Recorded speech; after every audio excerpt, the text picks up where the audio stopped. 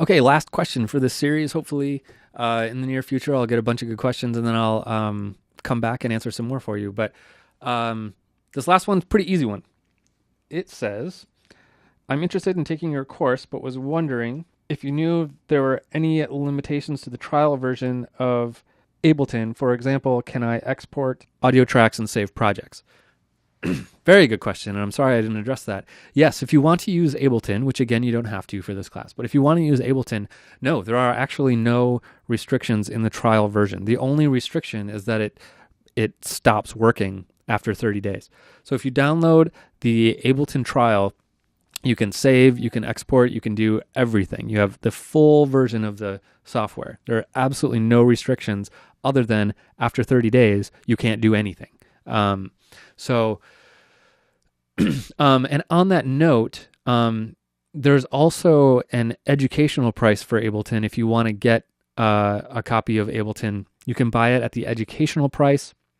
I'm not sure how you would go about doing that through the online classes. You might have to, because you do have to verify to Ableton that you're a student, but it'd be worth writing them an email and saying, I'm taking these classes online.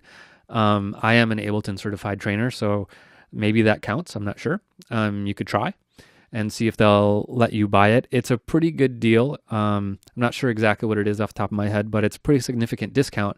And that is also a full version of the program. It's not a dwindled down version for the educational market. It's a full version of the program. It's pretty great. That's what I use, actually. So yeah, the trial version has no restrictions other than it stops working after 30 days. So more than enough time to get through this class if you're considering taking the class or the next class and using Ableton. But again, you don't have to use Ableton, but if you want to, you can. And also consider the educational price. I'm not sure if they'll let you take it, but write them an email to Ableton HQ and they will answer that question for you. Great. Thanks. Bye.